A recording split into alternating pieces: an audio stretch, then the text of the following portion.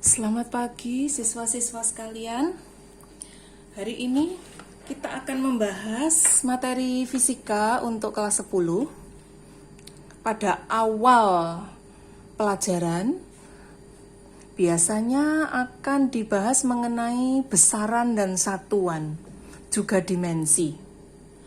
Dalam fisika ada 7 besaran pokok dengan dimensi dan satuannya masing-masing. Ini di depan saya sudah tuliskan ya.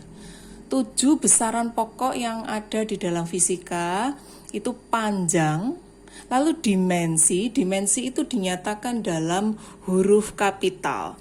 Panjang besarannya, dimensinya adalah L besar, satuannya meter. Meter disingkat M kecil. Lalu, besaran pokok yang kedua adalah massa. Dimensinya M besar, satuannya kilogram, disingkat kg.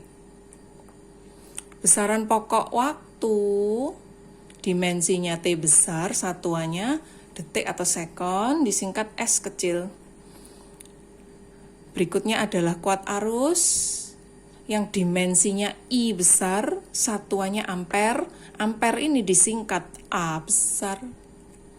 Lalu intensitas cahaya, dimensinya theta, ini seperti O oval gitu ya, lalu dikasih garis begini. Satuannya kandela, kandela disingkat C. Lanjut, jumlah partikel, dimensinya N besar dengan satuan mol. Ini singkatannya. Suhu, dimensinya J besar dengan satuan Kelvin. Ini harus dihafal ya, anak-anak, ini harus dihafal. Lalu, salah satu contoh soal begini. Kita diminta menentukan dimensi dan satuan dari besaran-besaran tertentu, besaran turunan ya. Biasanya yang ditanyakan itu besaran turunan. Ingat, ini besaran pokok. Nah, di luar 7 ini kan harus hafal ya. Harus hafal besaran pokok. Di luar besaran pokok ini disebut besaran turunan. Lihat, di soal ini kita disuruh mencari dimensi dan satuan dari berat. Berat kan tidak ada di sini. Berarti berat itu adalah besaran turunan. Ini udah diberikan rumusnya.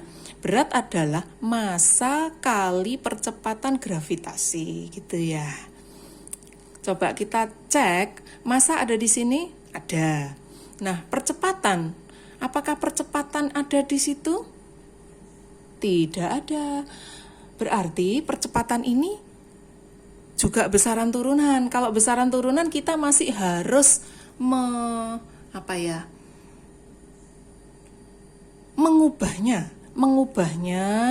menjadi besaran pokok dulu gitu ya. Massa kita tulis dulu, ini udah jadi, biarkan aja. Percepatan itu rumusnya kecepatan dibagi waktu. Kecepatan dibagi waktu. Nah, kecepatan, waktu. Waktu ini ada di sini ya? Ada. Nah, waktu udah oke. Tapi kecepatan, lihat. Kecepatan tidak ada. Jadi kecepatan harus dirubah lagi menjadi besaran pokok. Kecepatan ini masih besaran turunan. Coba kita rubah. Apakah rumus kecepatan? Kecepatan adalah jarak dibagi waktu. Nah, jarak dibagi waktu. Jarak ada. Jarak itu sama dengan panjang ini. Jarak kita anggap panjang. Waktu ada. Nah, berarti ini udah besaran pokok gitu ya.